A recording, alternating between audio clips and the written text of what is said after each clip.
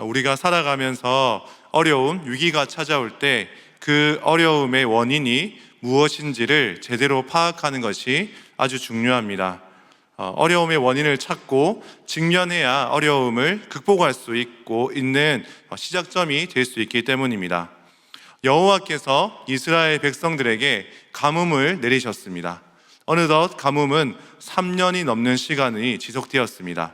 백성들은 가뭄 속에서 사막과 같은 삶을 살았습니다. 당시의 왕이었던 아합은 가뭄이 오랜 시간이 지속되었지만 여전히 그 문제의 원인을 제대로 직시하지 못했습니다. 여호와께서 왜 이런 가뭄을 우리 민족들에게 주셨을까를 깊이 돌아보지 못했습니다.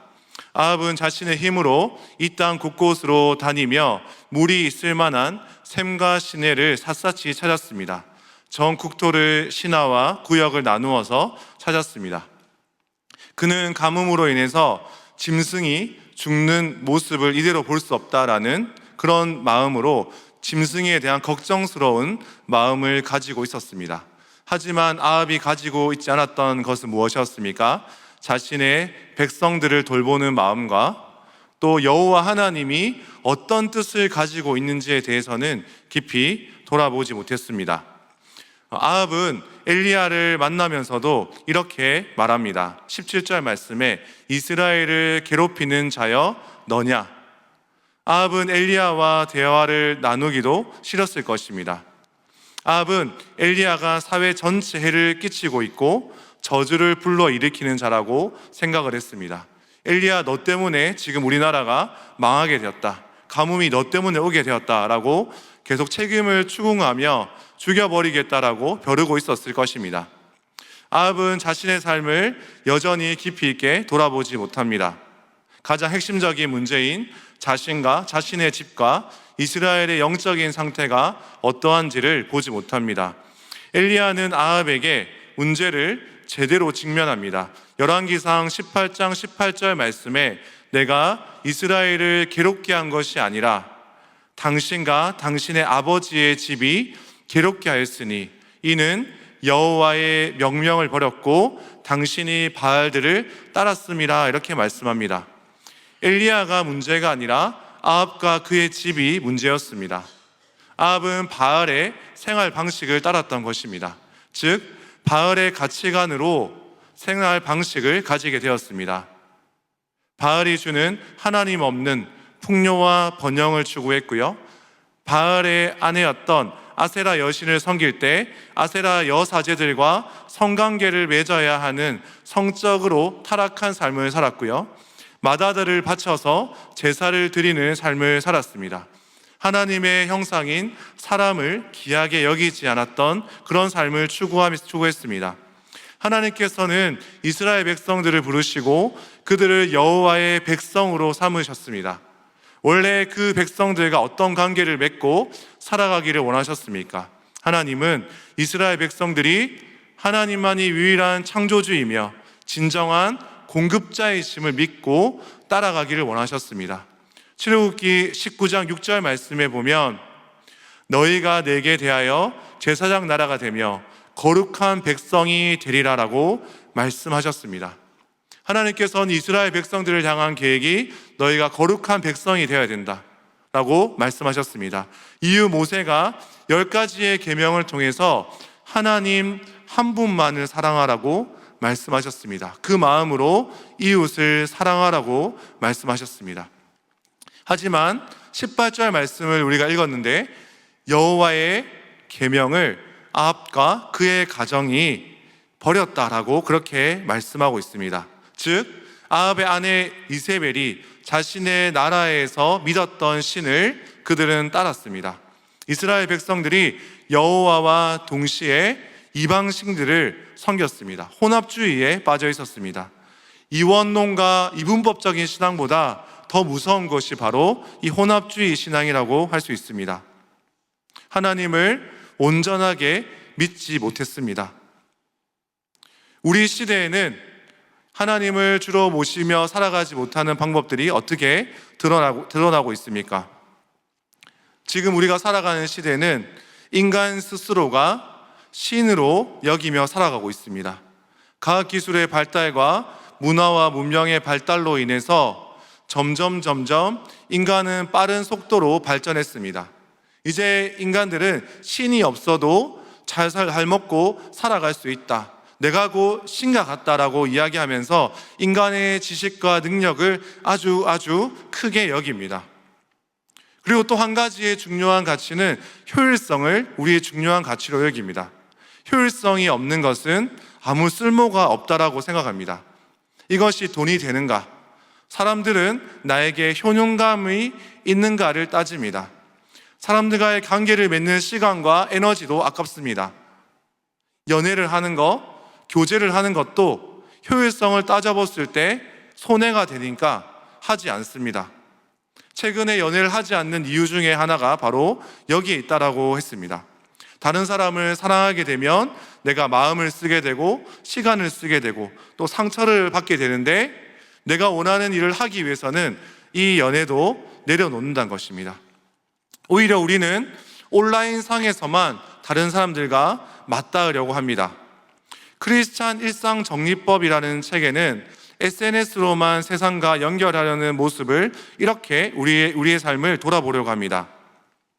어디에나 존재하려 할 때 우리는 결국 어디에도 존재하지 않는다.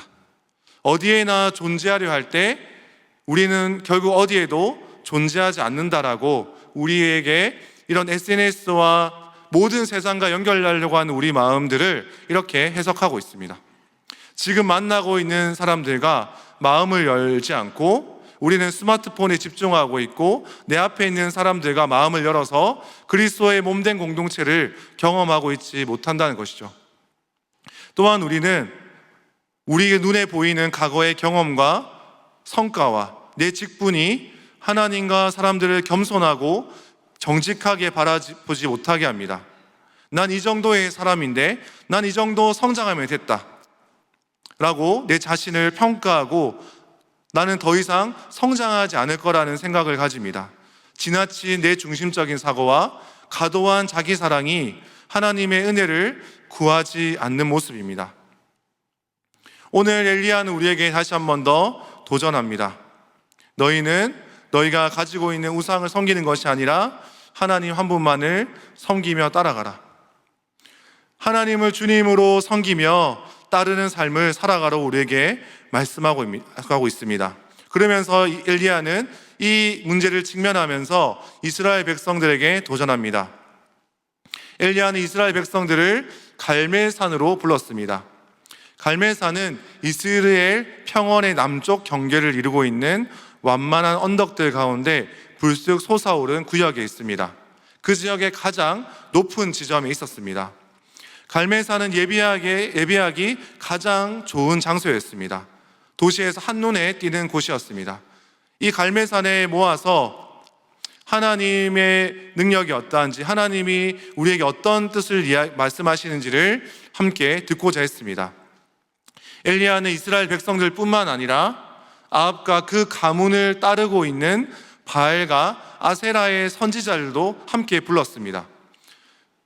이들은 아합의 아내 이세벨에게 후원을 받고 있었습니다.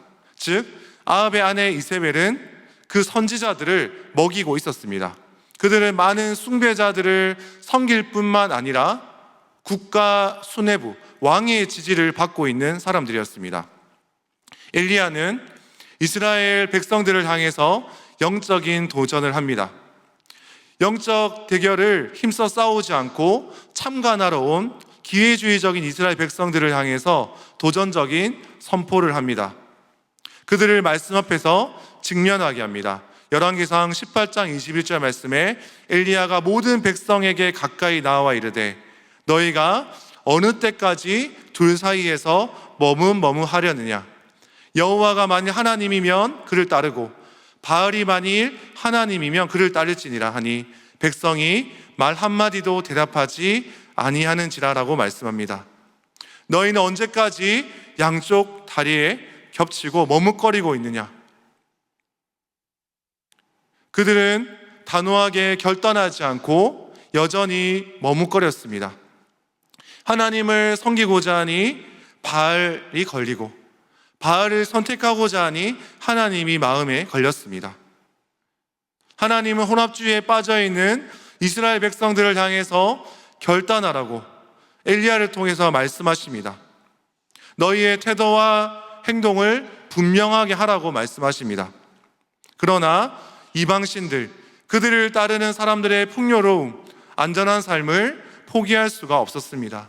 예수님께서도 두 마음을 품고 두 주인을 섬기는 자들에게 단호하게 말씀하셨습니다. 마태복음 6장 24절 말씀에 한 사람이 두 주인을 섬기지 못할 것이니 혹 이를 미워하고 저를 사랑하거나 혹 이를 중히 여기고 저를 경히 여김이라. 너희가 하나님과 재물을 겸하여 섬기지 못하느니라 라고 말씀합니다. 우리도 하나님과 세속적인 삶을 동시에 살면서 하나님만을 예배한다고 이야기할 때가 얼마나 많이 있습니까? 불안정적인 미래 속에서 하나님 한 분만을 우리 삶의 중심에 두고 살아가는 여러분이 되기를 소망합니다. 이런 삶은 쉽지가 않습니다. 때로는 홀로 싸워야 할 때가 많이 있습니다. 엘리야는 바알 선지자들과 혼자 맞섭니다. 엘리야는 몇 명을 상대해야 합니까? 바알 선지자 450명과 아세라 선지자 400명과 맞섭니다. 850대 1대 850으로 싸웁니다. 엄청난 위압감을 가진 숫자입니다. 그리고 왕의 지지를 받고 있습니다. 엘리야는 혼자 남아서 이 싸움을 계속할 수 있을까? 주님을 따르는 자들이 이렇게 없을까? 고민이 많았을 것입니다. 우리도 하나님 나라를 세워갈 때 거대한 세속의 영향력과 그의 힘과 우상의 영향력으로 앞에서 주눅들 때가 많이 있습니다. 우리가 깨어 있어봤자 무슨 소용이지 않은 회의감이 많이 있습니다. 우리가 열심히 섬겼지만 열매 없는 모습을 볼 때 내가 여기에 왜 이렇게 사역하고 있지라는 생각들을 많이 가지게 됩니다. 그리고 그 숫자가 내 존재인 것처럼 여길 때가 많이 있습니다. 하지만 더 중요한 부분을 우리에게 하나님 알려주십니다. 한 영혼을 품고 한 영혼이 하나님 앞에서 변화되는 삶, 이것을 놓치지 말라고 우리에게 도전하고 있습니다. 한 영혼이 그리스도의 제자로 세워져서 영적인 싸움을 감당할 수 있도록 성장하는 것이 우리의 소명임을 잊지 않았으면 좋겠습니다. 3월이 되어서 다락방과 각종 훈련을 시작했습니다. 우리에게 맡겨진 영혼들을 품고 그들과 함께 예수 그리스도의 제자로 가르치는 자와 또 가르침을 받는 자가 함께 성장해 나가는 학기가 되기를 소망합니다. 엘리야는 이제 참된 하나님이 누구인지에 대한 대결을 바알과 아세라 선지자들과 함께 합니다. 소를 잡아서 나무단 위에 올려놓고 불을 지피지 않았습니다. 서로 신을 불러서 불을 내려주시는 신이 하나님이라고, 참된 신이라고 그렇게 이야기했습니다. 겉으로 보면 바알 선지자들이 승리할 것 같이 보입니다. 오늘 우리가 본문을 읽지 않았지만 28절 말씀에 보면 바알 선지자들의 기도의 모습은 아주 간절했습니다. 많은 사람이 기도했고 많은 시간을 들였고 아침부터 밤까지 부르짖었습니다. 제단 주위를 돌면서 춤을 추었습니다. 그리고 자해까지 합니다. 칼과 창으로 피가 흐르도록 자기 몸을 찔렀습니다. 그러나 아무런 반응이 일어나지 않았습니다. 자신의 신께 정성을 다하면 들어주신다라고 생각을 했습니다. 이런 모습을 보면서 우리도 하나님께 우리가 열광하고 열정만 드리면 하나님이 우리의 예배와 기도를 들어주신다고 때로는 착각할 때가 있습니다. 하나님이 진정으로 원하시는 것, 그분의 뜻이 무엇인지에 대해서 분별하지 못할 때가 있습니다. 반대로 엘리야는 어떻게 구했습니까? 엘리야는 이 싸움을 어떻게 바라보고 있습니까? 엘리야는 이스라엘 백성들에게 가까이 오게 했습니다. 그는 예배를 드리는 장소를 새롭게 구축했습니다.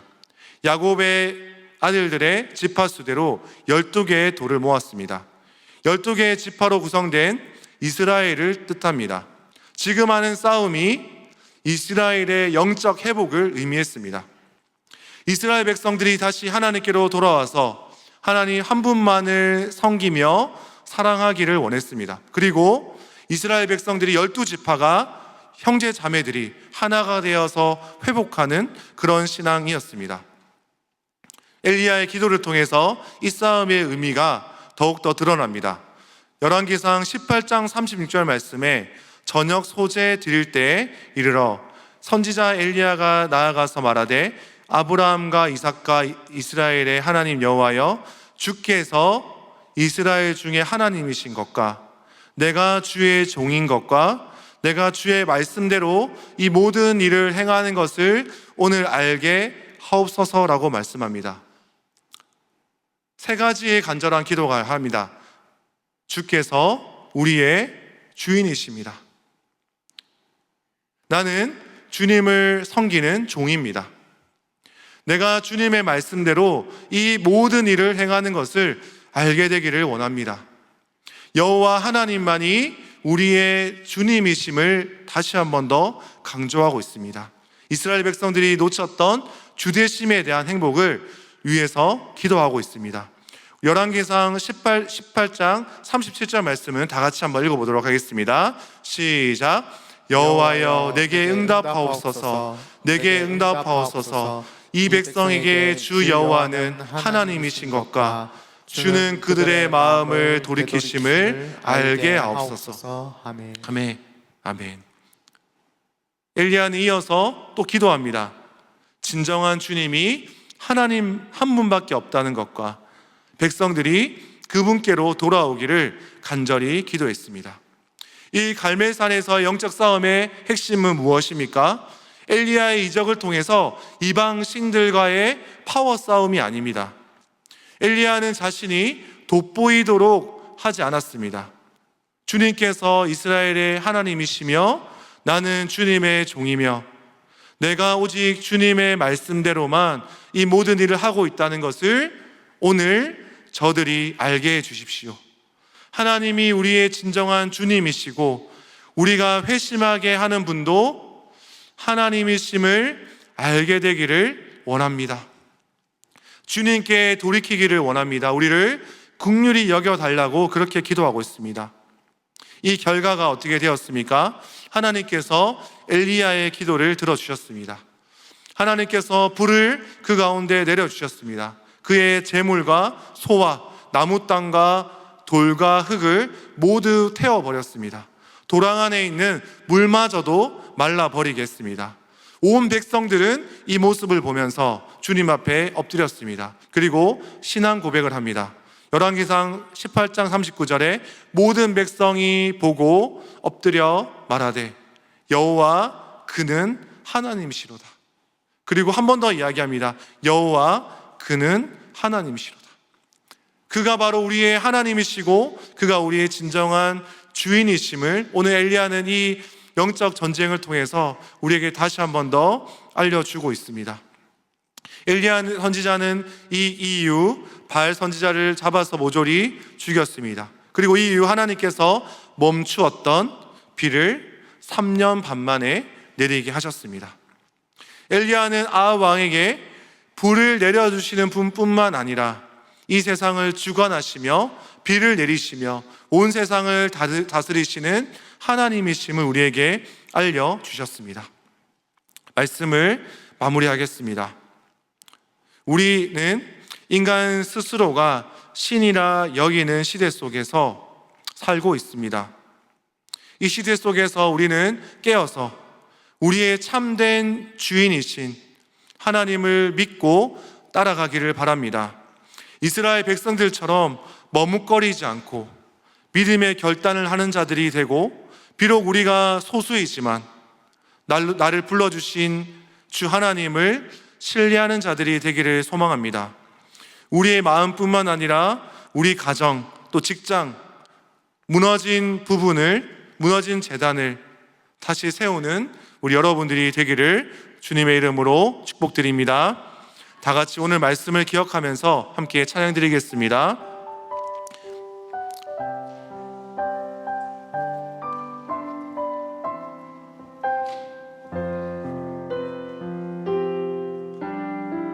이곳에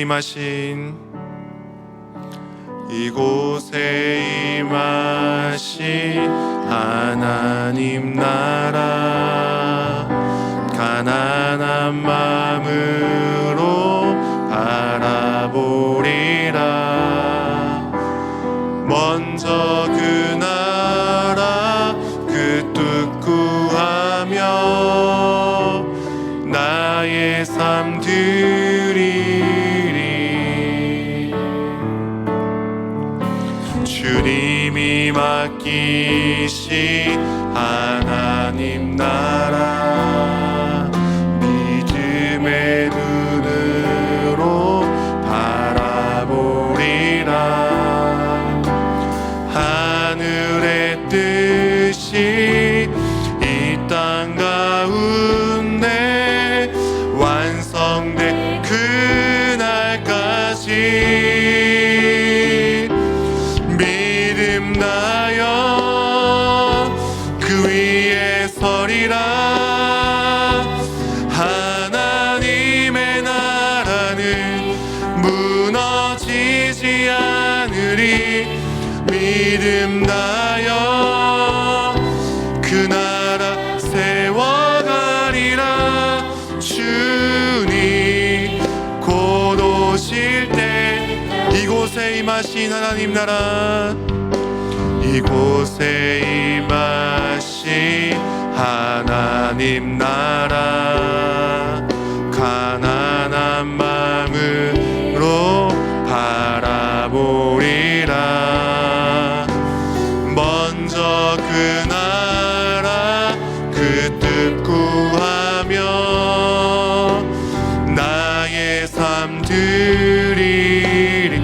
주님이 맡기신 하나님 나라 주님이 맡기신 하나님 나라 믿음의 눈으로 바라보리라.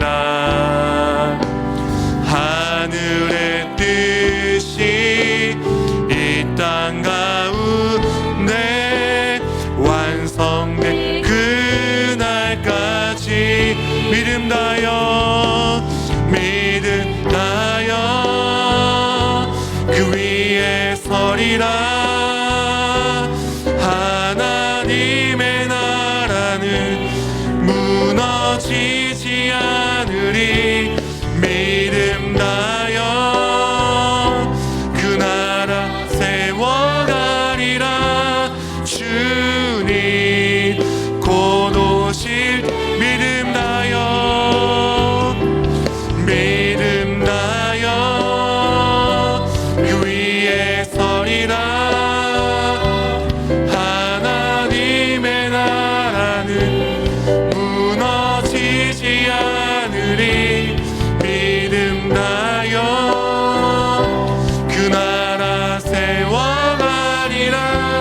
주님 곧 오실 믿음 다여 믿음 다여 그 위에 서리라. 하나님의 나라는 무너지지 않으리. 믿음 다여 그 나라 세워가리라. 주님 그 오실 때까지. 이 시간 함께 마음을 다해서 기도하겠습니다. 세상의 가치관과 하나님 말씀 사이에 머뭇거리지 않고 오직 주님만을 선택하는 용기를 허락해 주십시오. 3월에 시작된 다락방과 각종 훈련을 통해 한 영혼을 진정한 그리스도의 제자로 세우는 기쁨을 누리게 하옵소서. 내 마음과 가정 일터에서 무너진 영적 재단을 말씀과 기도로 다시 세우게 하옵소서. 우리 이 시간 이 기도 제목을 가지고 우리 합심해서 다 같이 기도하겠습니다. 하나님 아버지, 사랑의 하나님 아버지,